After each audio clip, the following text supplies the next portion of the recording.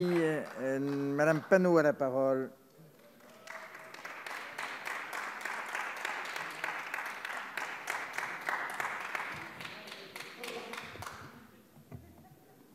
Merci, Monsieur le Président. Monsieur le Ministre, vous savez qu'en Amérique du Sud, des indépendances et des révolutions, en France également, un cri s'est souvent élevé des peuples.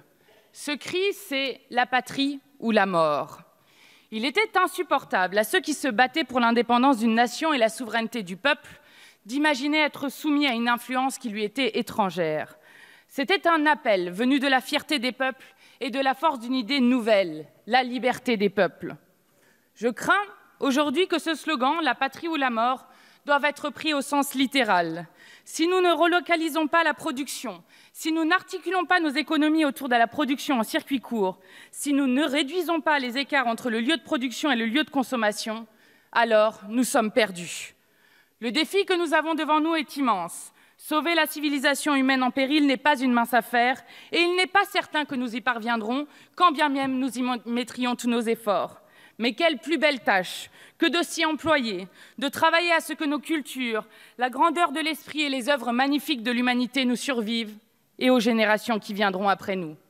Avec le CETA, vous partez dans une toute autre direction et faites le pari de la destruction.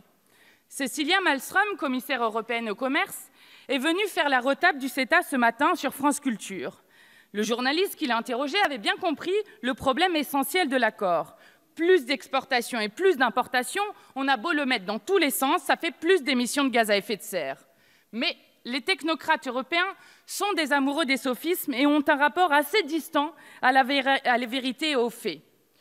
La commissaire européenne a donc opéré une distinction merveilleuse. Le problème, ce ne serait pas le commerce, mais le transport. Pourquoi n'y avons-nous pas pensé plus tôt? J'avoue m'être interrogée, comment allait donc-elle retomber sur ses pieds avec une distinction aussi absurde?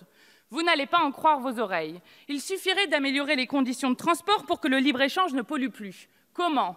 Peut-être que la commissaire au commerce pourrait nous expliquer comment téléporter des produits d'un endroit à l'autre sans utiliser du carburant issu des énergies fossiles.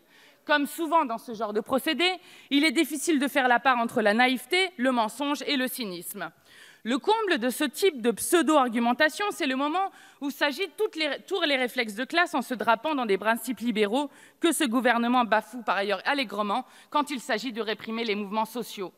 C'est le moment où vous nous dites, si vous êtes contre le commerce, vous êtes pour le repli sur soi, pour la fermeture et autres billevesées. Au jour où la destruction apportée par ces logiques viendra, vous continuerez à répéter sans vous arrêter dans un dernier souffle « ouverture, ouverture, ouverture » au milieu d'un air irrespirable. Mais laissez-moi vous dire quelque chose. Loin d'être une vision étriquée, notre conception de la patrie républicaine est ouverte. Elle prend en considération les possibilités de survie de l'humanité tout entière. Vous ne pouvez continuer à nous répéter en mode thématique l'argument selon lequel l'opposition au libre-échange serait une opposition à l'ouverture sur le monde. Allez chanter ce refrain aux centaines de milliers de corps qui gisent au fond de la Méditerranée ou qui jalonnent le désert libyen. Ces personnes n'ont sans doute pas bien saisi, avant de mourir, les bénéfices de l'ouverture liée au libre-échange. Arrêtez donc avec ces arguments inconsistants. Aujourd'hui, être ouvert au monde, c'est penser les conséquences de la catastrophe écologique qui vient, tenter d'en atténuer la puissance et amortir le choc. Pour cela, il faut créer de nouvelles solidarités entre les peuples et il ne sert à rien d'invoquer les mannes du marché. Le libre-échange, c'est l'échange inégal qui écrase les économies du Sud. Il faut rompre avec ce modèle où nous exploitons certains pays, où seule la faible valeur ajoutée est produite et où la haute valeur ajoutée est réservée aux plus puissants. Votre libre-échange, c'est la Pax Romana des États-Unis d'Amérique. Soit on l'accepte, soit on est écrasé. Mais notre époque est à l'insoumission. Si nous voulons affronter le défi écologique, nous devrons affronter les puissances de l'argent. L'argent n'a pas de patrie, l'écologie en a une. Celle des peuples qui partout doivent se défendre des puissances qui les détruisent. C'est le futur de l'humanité qui se joue. Avec le CETA, mais aussi le JEFTA, les accords avec le Mercosur, dont le Brésil du président d'extrême droite Bolsonaro, avec Singapour, le Vietnam et avec la vingtaine d'accords de libre-échange en négociation, vous donnez le pays au lobby. Vous êtes des représentants du peuple. Vous ne pouvez pas laisser Total, Monsanto ou la BNP Paribas décider de notre avenir. Voter pour le CETA, c'est la fin de notre souveraineté populaire, la capitulation du pouvoir politique. La patrie ou la mort, l'écologie ou la barbarie, voici les choix de notre époque. Aujourd'hui, vous avez l'occasion de choisir votre camp. Certains veulent continuer à faire le commerce des riches et à préparer la destruction de nos conditions de vie.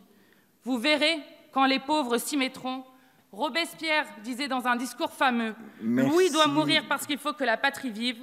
Aujourd'hui, c'est le libre-échange que nous devons enterrer. Merci.